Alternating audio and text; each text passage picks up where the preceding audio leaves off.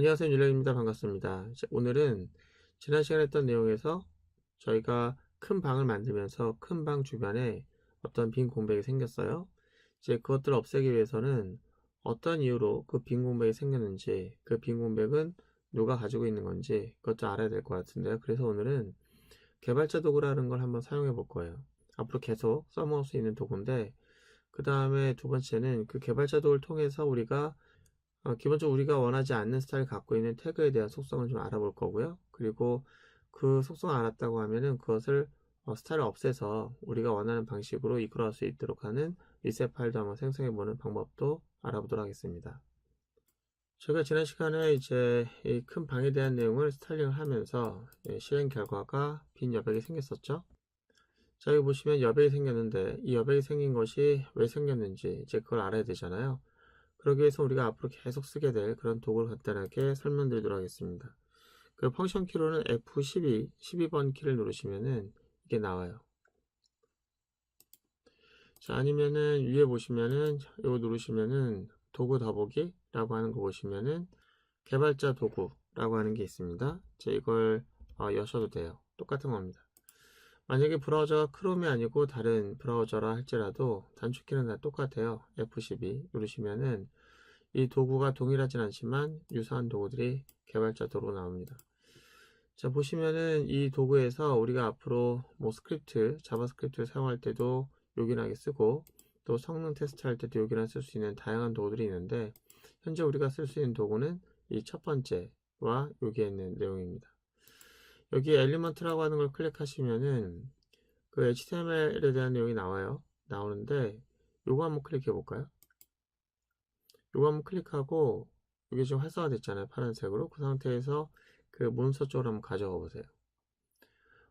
정말 신기하게도 개발자 도가 맞습니다. 보시면은 제가 이제 마우스가 올라간 그 지역의 박스가 활성화되어 하이라이트 되면서 거기 밑에 보시면은 그 박스에 부여된 태그명이나 또는 아이디, 그리고 그 외에 그 녀석이 갖고 있는 속성들 보시면 뭐 컬러가 뭐고 뭐 폰트가 몇이고 이런 게 다 나오잖아요. 더불어서 너비나 높이가 나옵니다. 지금 현재 너비는 596이라고 나오고요. 높이는 70이라고 나오네요. 이렇게 자세한 정보가 드러나요. 예, 대단하죠. 이제 앞으로 우리가 스타일 하면서 이거 뚫고 볼 건데, 자, 그러면 이 바깥쪽 여백으로 한번 가볼까요? 얘는 누굴 걸까요? 이렇게 보니까 지금 선택된 녀석의 좌하단 보시면은 HTML이라고 하는 태그명이 나와요. 자, 그리고 지금 선택된 내용이 뭔가 이렇게 봤더니, 그런데 실제로 이제 선택된 것은 HTML이 아니라는 거죠. HTML이 아니고 오른쪽에 그 창에 보시면은 지금 선택된 것은 바디예요, 바디. 예, 잘 보셔야 돼요.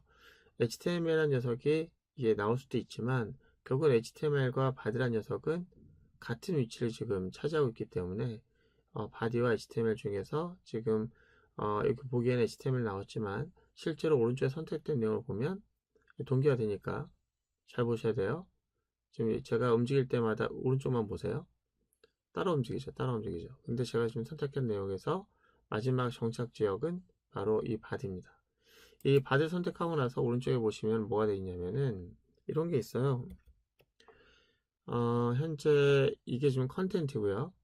그리고 왼쪽에 있는 박스와 좀 비교해 보면서 보시면은, 자, 보세요. 제가 이거는 이제 컨텐츠고 바디의 컨텐츠 얘기하는 거예요. 바디 컨텐츠고 그 다음에 패딩이라는 게 있다라고 하고 그 다음에 보더, 그 다음에 마진 이렇게 돼 있는데, 현재 왼쪽에서 보이고 있는 내용은 이 마진이라는 것 때문에 8픽셀, 마진의 8픽셀로서 여백이 있는 거예요, 지금. 그렇죠. 우리가 이 패딩은 뭐고 마진은 뭐고 보더는 뭐냐 이렇게 될 수 있는데, 간단하게 설명드리고 자세한 건 나중에 뒤에서 또 설명할 일이 있을 겁니다. 일단 모든 그 엘리먼트, 어떤 컨텐츠를 감싸고 있는 엘리먼트는 반드시 이런 내용을 갖고 있습니다. 첫 번째, 여기가 컨텐츠, 이제 텍스트라고 할게요. 컨텐츠가 있고 그 녀석을 감싸고 있는 박스라면은 이 보더가 있어요. 보더, 경계선. 저희가 지금 사용하고 있는 모든 박스에는 보더가 지금 없지만 저희가 설정하면 1픽셀이든 10픽셀이든 뭐가 있다? 보더를 정할 수가 있고요. 저희가 지금 박스에다 보드를 주진 않았지만 앞으로 줄 수는 있어요. 그래서 1픽셀짜리 뭐 실선으로서 뭐 빨간색으로 해달라 그렇게 할 수 있습니다. 근데 보더를 정하지 않았기 때문에 지금 현재 여기는 보더가 없는 걸 나오고, 이 보더와 컨텐트 사이의 간격을 벌리고 싶을 때가 있어요. 그럴 때 사용되는 게 이제 패딩 값을 지정하는 겁니다. 여기는 지정하지 않았기 때문에 지금 없고요. 그러니까 경계선과 그 컨텐트라고 하는 녀석의 사이를 벌려놓고 싶을 때 이 패딩이라면 이거가 아니고 현재 태그와 옆에 태그 간격이 있었으면 좋겠다. 그럴 때 사용되는 게 옆에 태그와의 거리를 두는 게 마진이에요. 마진. 그리고 컨텐트와의 경계선과 컨텐트와의 거리를 두는 게 이제 패딩입니다. 뭐 자세한 건 나중에 사용해 보면서 그때 다시 한번 설명드리도록 하고요. 중요한 건 지금 마진이라는 것 때문에 이렇게 됐다는 거죠. 그러면 이 마진을 없애야 되잖아요. 그쵸? 마진을 없애는데 실제 CSS 파일 가서 없앨 수도 있지만 거기서 없애지 않고 우리는 어떻게 할 거냐면은, 저희가 지금 선택한 그런 엘리먼트가 바디잖아요. 그 바디라는 녀석이 보면은 이 밑에 이 바디에 적용된 녀석이 디스플레이가 블럭이고 마진이 8픽셀이다 나와요. 그리고 이건 누가 보여있냐면 유저 에이전트라는 녀석이 이것을 보여했다고 해요. 다시 한번 브라우저가 이걸 갖고 있다는 얘기죠. 그러니까 기본 스타일이라는 얘기예요. 바디가 갖고 있는 기본 스타일. 자, 이 바디라고 하는 녀석이 선택된 상태에서 이 바디 엘리먼트 스타일 내가 바꿔보겠다. 그럼 여기다가 제가 뭘 할 수 있어요. 뭐라냐면 마진이라고 하는 녀석을 덮어쓰기 한번 해보겠습니다. 0픽셀. 자, 마진을 0픽셀 둔 거예요. 그랬더니 바로 반영이 돼요. 와, 그러네. 그럼 내가 앞에 있는 것을 가서 또 체크를 지워보면 마진 들어가고 마진 빠지고, 이렇게 해서 저희가 이 도구를 이용해서 간단하게 미리 테스트해보고 이게 내가 원했던 모양이야 라고 하는 것이 결정이 되면 이 마진을 0으로 하는 그런 작업을 하면 됩니다. 좋아요. 그럼 이 마진이라고 하는 녀석을 0으로 하겠다. 이거는 결국은 이제 스타일이라기보다는 리셋이죠, 리셋.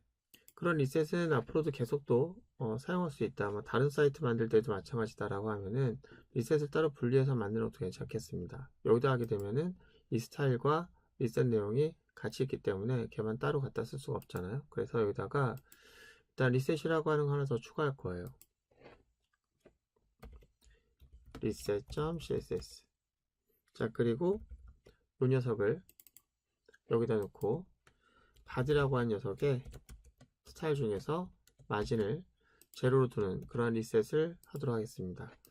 자, 그러면은 이 리셋이라고 하는 녀석이 이제 이 스타일과 함께 같이 사용되어야 되는데, 이걸 같이 엮는 방법이 두 가지가 있어요. 첫 번째는 이 스타일이라는 녀석을 사용했던 방법과 똑같이 이 페이지에서 리셋을 하나를 더 포함하는 겁니다. 그래서 위에다 대고 여기다가는 리셋이라고 하는 걸 두는 거죠. 자, 적용 순서상 리셋이 먼저 있어야 되기 때문에 항상 스타일 주는 것보다 리셋은 먼저 있어야 됩니다. 자, 이렇게 하면 돼요. 자, 이렇게 하는 게 첫 번째 방법인데, 일단 적용되는지 알아보도록 하기 위해서 한번 문서를 좀 보고 올게요. 자, 새로 시험하고 여기 보시면 바디라고 하는 걸 선택할게요.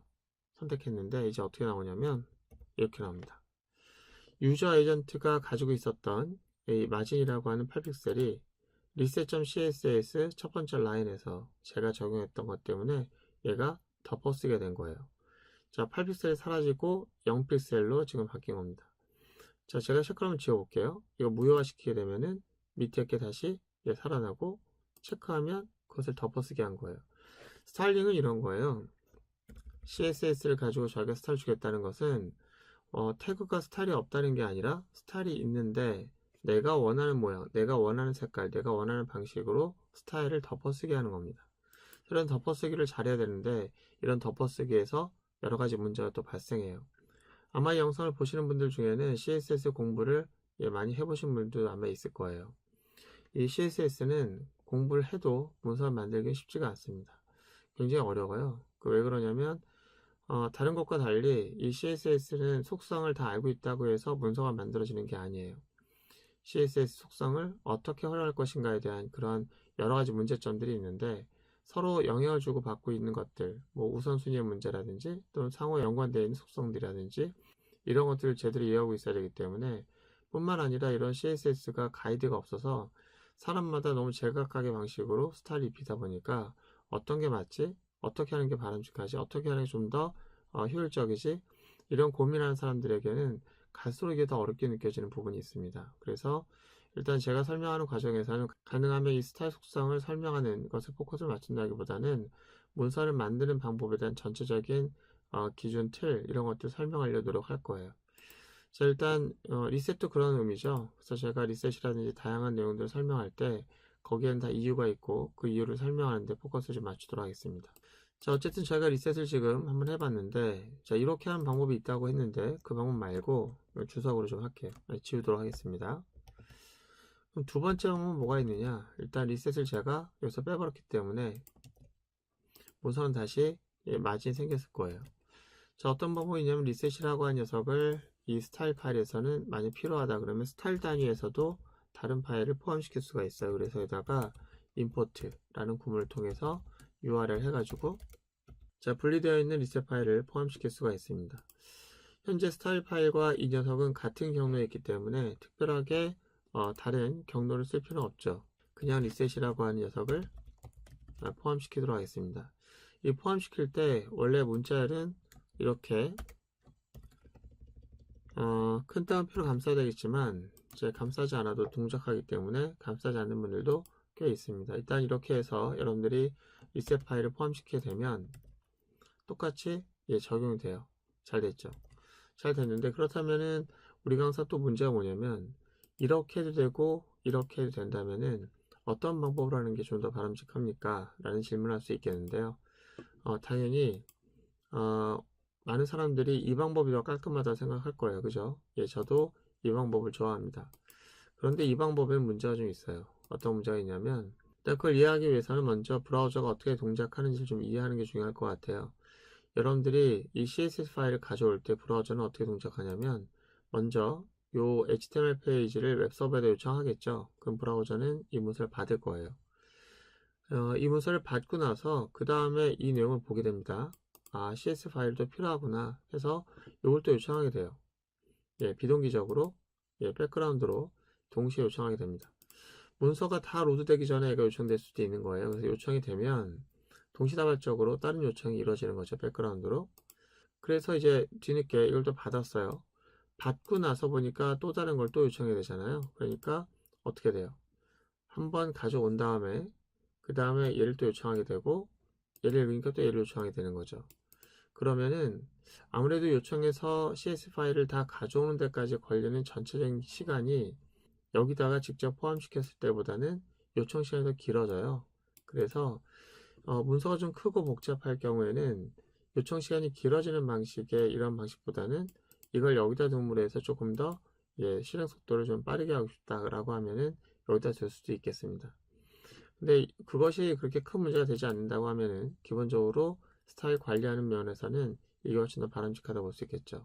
그래서 저는 기본적으로는 이 방식을 쓰되 막상 서비스해 보니까 좀 느려지는 것 같다 라고 하면은 여기다가 오도록 하겠습니다.